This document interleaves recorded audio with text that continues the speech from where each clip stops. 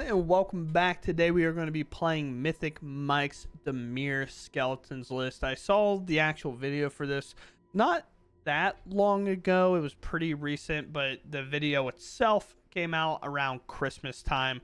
It's been about a month ago, a little under a month ago. I don't know the exact release date of the video, but it came out about a month ago, and I've been playing skeletons for a little while now and kind of dabbled in mono black. I played blue black, I played Nashi, I played kind of an enchantment synergy skeletons list and things like that. And then we got a couple of cards that came out in Foundation that either made cards legal back in standard or just brought them into standard. And those right away are a Lord and Death Baron. This is a very cool card. It's a zombie wizard, which is one of the downsides. It doesn't match that skeleton sub theme that we're going for. Zombies is a little bit more popular of a creature theme, and so is a wizard. So obviously it does have technically better creature types, but worse just for our deck in general. But with that said, it says skeletons you control and other zombies you control get a 1/1 and gain death touch, which obviously makes them a lot harder to block, especially when they're little dorks, and now they're like these either 3/2 dorks or these 3/3 things like the Forsaken Miner and the Cult Conscripts, or a Mockingbird that's a copy of whatever creature is going to be a copy of. Outside of that, we have Adaptive Automaton. This is a card that I often forget is legal, and then I've had people play it against me, and that's kind of why I was like, who even remembered this card was legal? Like, it got printed in Foundations. I have the retros from the Brothers War, because I don't feel like crafting the other rares, because I don't feel like that's necessary. If that's the case, I just had 4 of these from opening the Brothers War so much. But with that said, when this enters, we choose a creature type. So it's a universal lord. That this creature is the chosen type in addition to its other types, which is a construct. Other creatures you control of the chosen type get a +1/+1. So it itself does not get buffed. Kind of one of the downsides of Death Baron as well is both of these do not buff themselves, but they do buff other creatures. And if you do play a second copy of them, then yeah, they buff themselves. But it's a little bit weird in that front where it's like, well, we don't get a lot of reward off them like we would with Corpse of the Lost, which is probably the best card in the deck. That's for this deck specifically. You can argue Mockingbird's the best overall card in the deck, but Corpse of the Lost is a fantastic card, and honestly, if there were more good skeletons in the format, I think this deck would be like S tier because of a card like this. But skeletons you control get a 1/0 and have haste. When it enters the battlefield, create a 2/2 black skeleton pirate creature token. At the beginning of your end step, if you descend to this turn, you may pay 1. If you do, return Corpse of the Lost to its owner's hand. And this is a card that when you read it, you're like, nah, that's not that great. It's 3 mana, make it 2/2, and sure, your skeletons have haste. Well, this card is actually bonkers, and if you've played against it before, you'll realize how fast like one of these can kind of increase the tempo with all these skeletons that are coming in play earlier. But also the fact that like when they play a second one, it's almost likely that you're probably losing the game on that turn. This card is actually really, really good, and one of the better cards that we can be playing in a deck like this. Just kind of the supporting cast overall is a little lackluster, but with that said, we have a lot of skeletons in the deck, even though it might not seem it, or they are lords to benefit the deck. So we have kind of 10 here, another 4 here in theory, 3 more here for a total of 17 on that, and 21 with the Corpse of the Lost and things like this. So you can argue 25 here with the Adaptive Automaton. Brain wants to say so many different artifact cards because I play artifacts in Commander, and I don't know why I can't say this card. Adaptive Automation. There we go. I want to say any other artifact's name. But with that said, we have that in the Death Baron, and then some bounce spells over some removal. So we're going to try Mythicmike's deck. His channel will be in the description to the direct video that he played, and that's how you'll get the deck list from me, because I don't feel like if I take a deck directly from someone, kind of go to their channel to get it. So you know, it is what it is. But with that said, let's dive in and see how it goes. Okie dokie. Well, I mean, it's quite the hand here, so we're gonna lock it in, I guess. Land would be great. Maybe another 1-drop as well. Flood the board and then hit that extra land. Obviously quite a lot that can go on there. We'll see. Ball patch has to be aggressive. Now I can play this, and while Paul Patch is figuring out what it wants to do, I can always unsummon it. I would doubt those to block. Seems like they're obviously an aggro deck as well, so most likely block's never coming. Unless obviously our pressure is so high that they have to. There is like a mass to that. Deck's on 24 lands, so hitting one is semi-likely. Definitely missed them before. We have now. Oh, that takes a lot of the pressure away. Gatekeeper's talent up. Their creature's back in hand. Now they can obviously offspring it here. Unfortunately, that's what we end up hitting, but because of what we have in hand, we definitely want to have this in and ready to go. Or if we ever do draw that land to play this corpse. Because they grow this turn doesn't mean they'll grow next turn or the following turn. We'll see. Oh, interesting. I haven't seen people play a lot of recently, but that's 5 damage. It's a big chunk of our life total.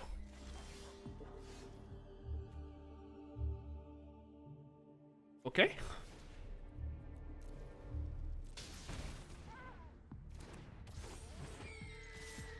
No, it's not a skeleton, but if I miss here, it at least gives me more damage in the air, right? So it's one of the things like, sure, I can make a copy of this, and if I play a corpse, it goes up to 3, but I can also just start it at 3 here. Not have as big of a concern. We have 2 flyers.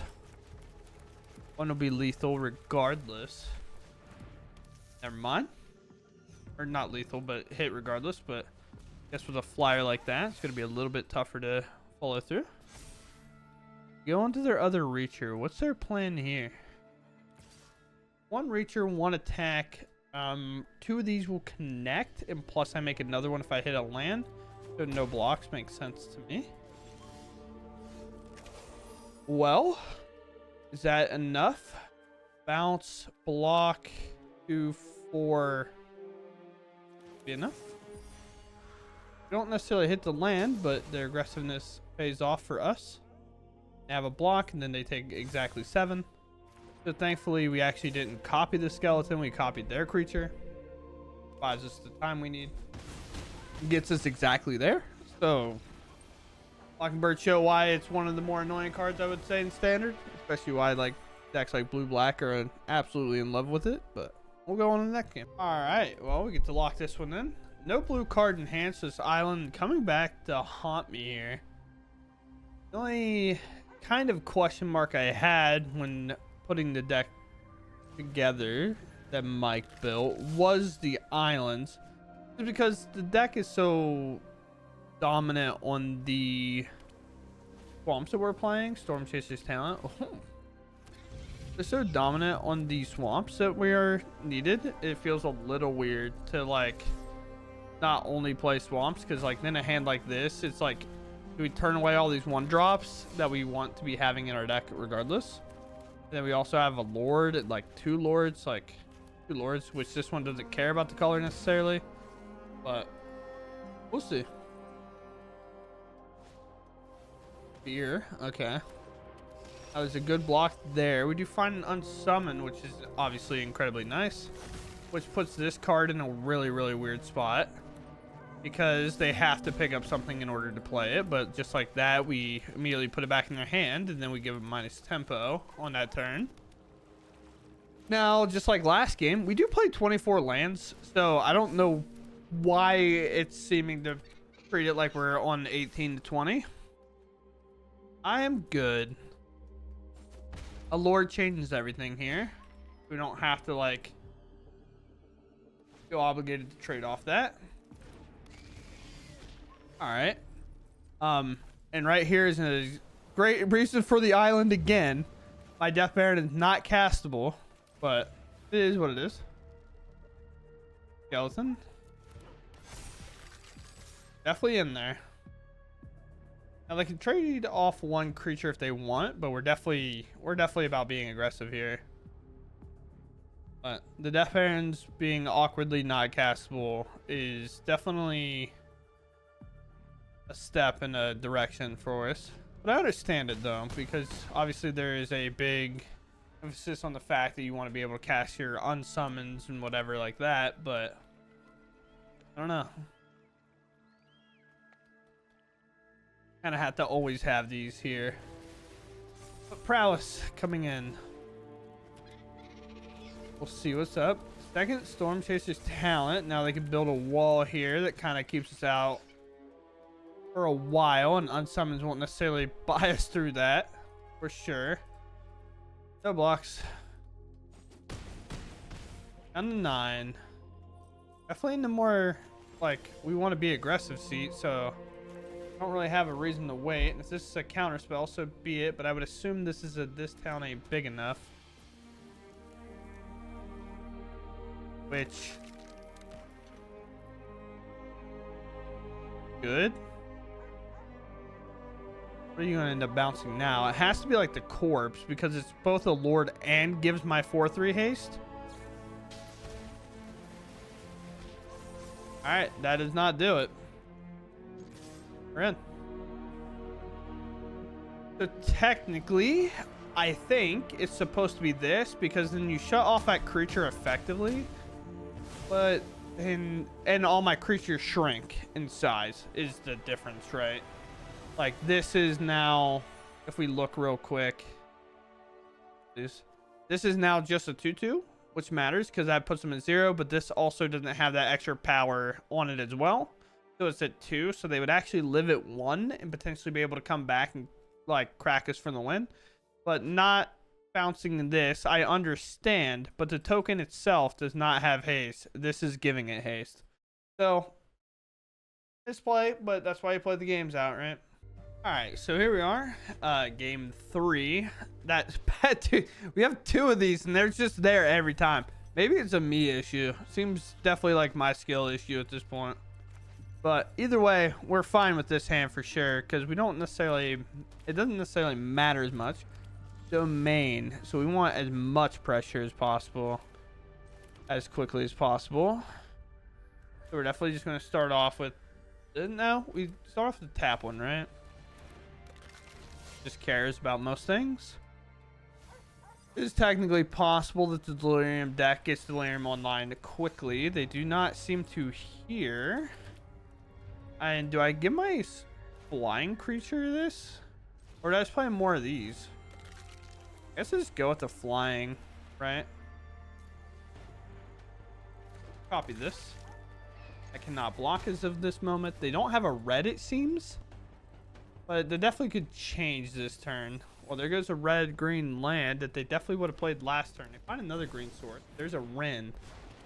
Milling here, Delirium most somehow not turned on. But everything here is fixed. This cannot block. What is the damage calculation looking like if I display this corpse and go face? We can do some quick math.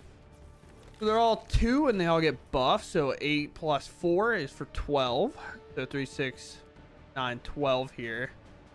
I feel as though Ren should just take a hit as well.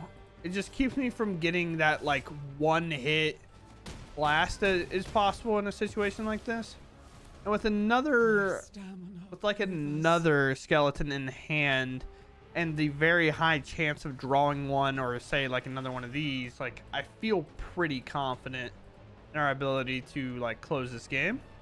And also attacking is very tough. We have 6 on board, we have 9 in theory.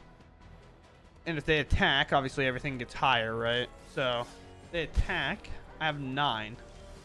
And we draw a non-land, which is, or we draw a land. We play another miner, move into combat. They have to have a green protection spell of some kind, but this is 9 coming across. And being able to outpace Delirium is a pretty good sign. Oftentimes, whenever you play against Delirium is typically considered more of a slower deck, but is able to really reach and do that one punch potential. If you're at 20, like you're not safe kind of thing. But if we are playing another aggro deck that's not mono red, then maybe we need to be faster than the other ones that will outreach us at any given point, right? So hopefully I came across the way I wanted to. It was a little weird, but yeah, cool. It's there every game, dude. We're definitely going to keep this. We have a bounce spell. We have double creature.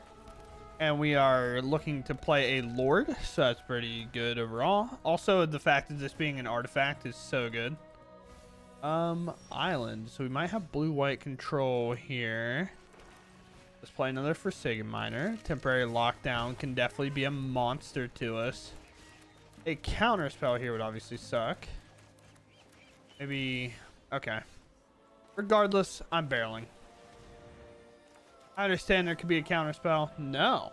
Moment of truth. Maybe this is the Omniscience deck, which buys us a lot of time. That means we're definitely going to be really fast to them. We have 6 here for 12, and then we'll have 8 on them 2 alone if I get to play another Adaptive next turn. There's no scenario in which they get to put an Omniscience into play. Skeletons. Down to 12. We'll definitely have that next turn. But will it be enough? Be fast enough? Yeah, it's Omniscience. Okay. The only problem, I guess, is like temporary lockdown might be just fast enough, but it doesn't seem like that's the case here. Now they obviously could have a bounce spell. 1 mana bounce. But thankfully, these also do become skeleton creatures, so us playing this will also work. Well, we can only do what we can do, right? So we play our skeleton, we attack. Lord should be bounced, which it is. You can see there's an Omniscience in there. So all we can do is this, and whenever they play Omniscience or bring it back, we just Flood Maw them. Most likely they'll have it here. I've never seen them not have it here. Besides my video last time. That's besides the point. Yep.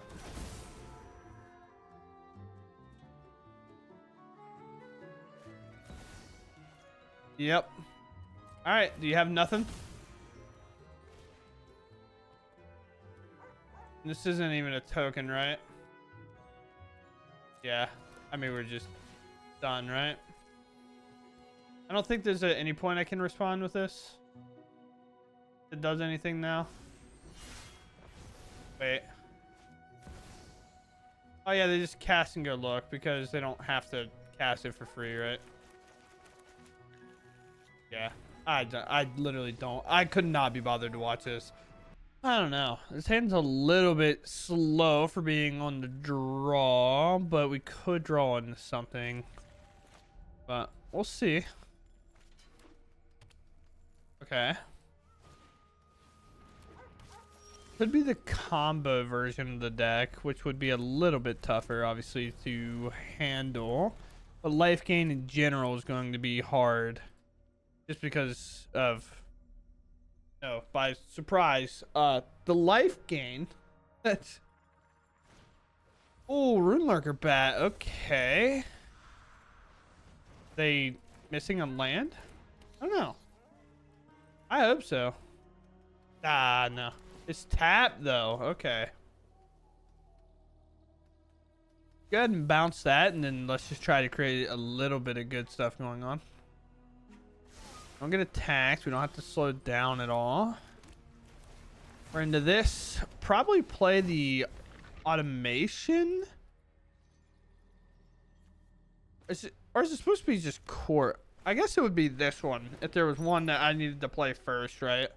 Because Death Baron does pump things, but the corpse never gives this haste. So if I want to at some point give, like, just playing the automation after doesn't necessarily give us haste. And yeah, they agree that corpse is probably the best one overall, but Death Baron, if we want to try to put in as much pressure as we can, is technically, like, weirdly the better one to play here.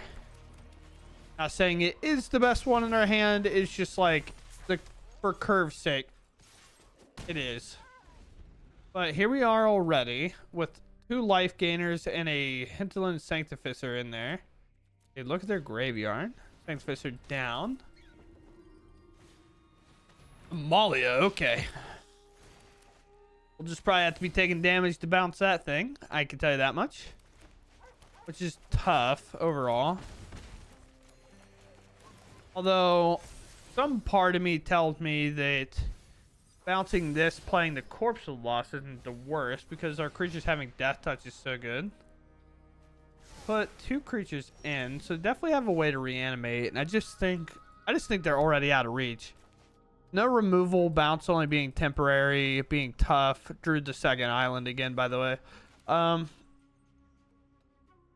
just don't know realistically what we can do to bust through a hand like this, right? But I mean, I guess the options here and here. These do have Death Touch. Yeah, we just attack like this. We're definitely in the attacking business. Will they block? I don't know. But if they also bring these creatures back, we're just out of this game. Like, I am picking my cards up and I'm walking out the store. I take it. They go to 13, but just by playing a creature, they're reset to 14. Playing 2 creatures, go to 15 to hit. Go to 16. It's just like creatures just aren't doing enough relevant damage. That's, yeah, I mean, we just can't beat this.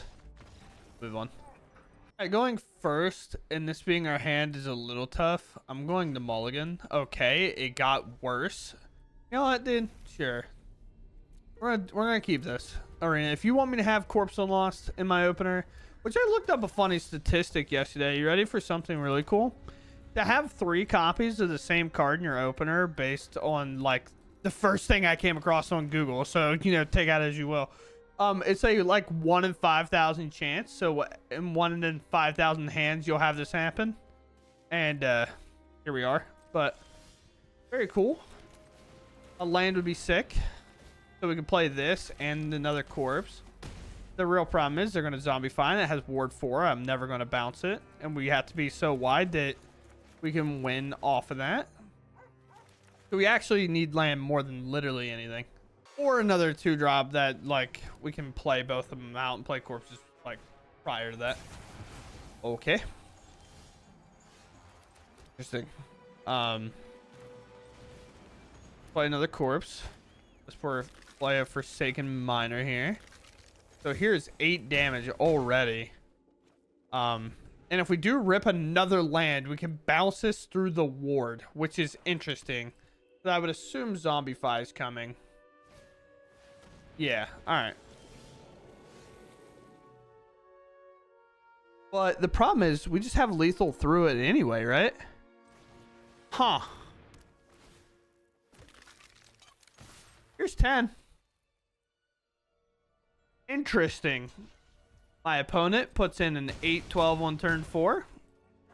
And they lose. Oh. Alright. Opponent's first. We do have... This island is going to make me freak out, man. To be honest.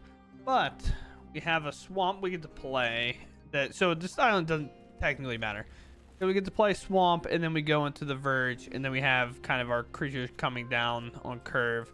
It depends if we want to play Tinybones, kind of if we want to block, but I'd much rather get the Cult Conscripts because it is hitting a bit harder every turn when available. Green, white.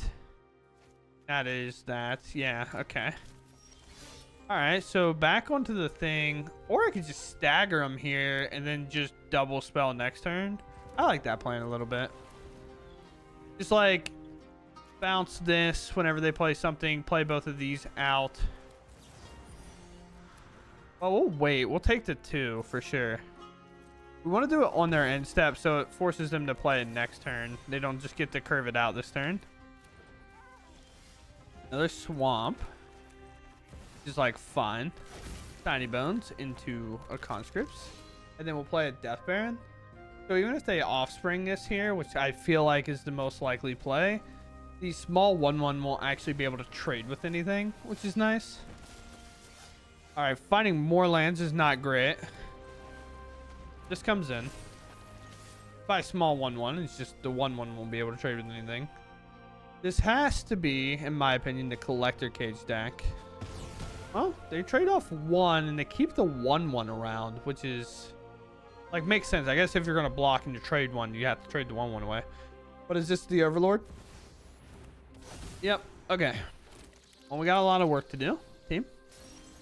I need to stop drawing lands is what I need to do. Because you know what work doesn't get done if you just draw lands only. Anything important happening. A non-skeleton creature died. Let's recognize. Activate on under your controller's turn, so it doesn't matter. Double attack here.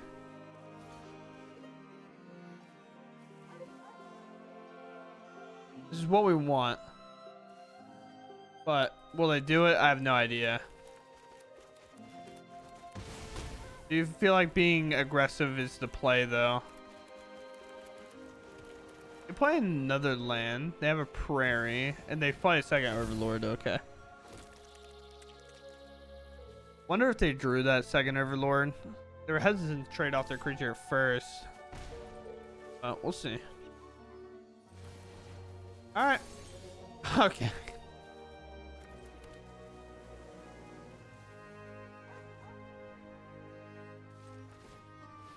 I don't know, man. Ran. We just have to be. We just have no other choice. With just drawing lands like this, we are just bound to lose this game. On the old-fashioned arena play of just win a game, flood the next one. Well, sure, do that. Corpse. Ringing. Everything could have been solved, but yeah, we fail. This Corpse of the Lost actually wins us the game, right? Because it makes a 3/3. They block in 3. I guess they win. They stay alive by 1, right? Tough.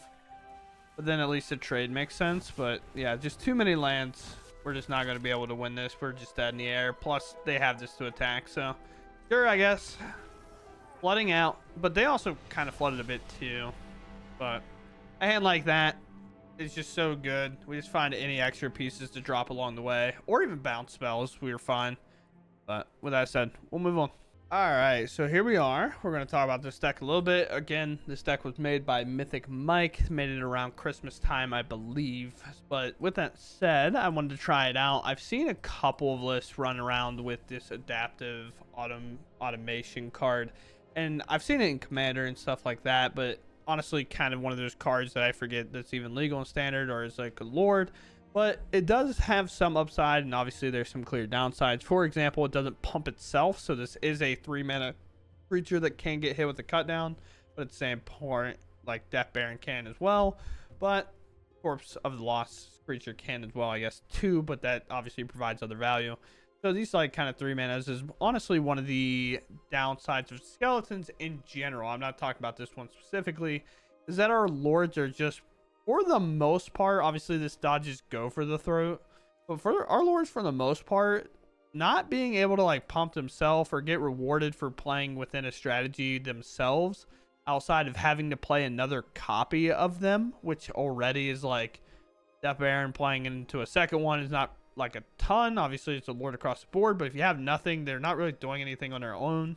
Or we don't really have a way in like the creature archetype, like a collected company or something like that, that can look at the top 6, put cards into play that are creatures. Where like obviously cards like these ones shine a lot more because they're never really going to attack the turn they come in. This one technically can if you have a Corpse of the Lost in play, but Corpse of the Lost is just kind of is so high above these other ones. It's kind of hard to be like these ones are comparable, right? But with that said, it felt fine. Like there was a lot of games where I was like, yeah, this deck's fast, we got it, this deck is pretty good. And then there was decks or games where I was like, oh yeah, our top decks outside of the initial turns definitely feels a bit weird. So obviously take that into consideration. But Adaptive Automation is the interesting card of them all, and is definitely the cool one. But outside of that, I don't really have a whole lot more opinions to give. I think the games kind of show what needs shown. It's like we kind of have to get there on turn 4 or be big enough on turn 4 we can win, or Omniscience is probably going to beat us, and Atraxa in that one spot would have beat us, a Valgavoth would have beat us, but they happen to reanimate a Coma, so like win that game. But our opponent's most likely going to make the turn 4 with this, and we just have to either be faster than Delirium and whatnot, or have kind of the crazy hands, because obviously we can beat our opponent. That case, if we're like, oh, we have a Forsaken Miner and 2 Cult Conscripts, and we play all those, and then we play a Corpse, then it's like, yeah, if we play 3 1-drops that have 2 power, they get pumped to 3 on turn 3. So that's what? That's 2 damage on turn 2. We have 6 in total. We play it out. They get hit for 2 more. So they get hit for 6 after that turn. Then yeah, like, so they get hit for 2. We play 2, and then on turn 3, actually get hit for a ton on turn 3, I guess. We play this, and it gives haste. So then it's like, that 6 becomes 9, 10, 11, 12. So it's a lot, but it still doesn't end up actually putting them down. And without having like removal or something, we have to rely on these bounce spells. But against other aggro decks like Collective Cage, the bounce spells get a little bit worse, because it's just like, well, my creatures are cheap too, let me just replay them. It's like, oh yeah, you're right, yeah, okay, sick. But with that said, that's gonna do it for me. I hope y'all enjoyed, and I'll catch you in the next one. Bye.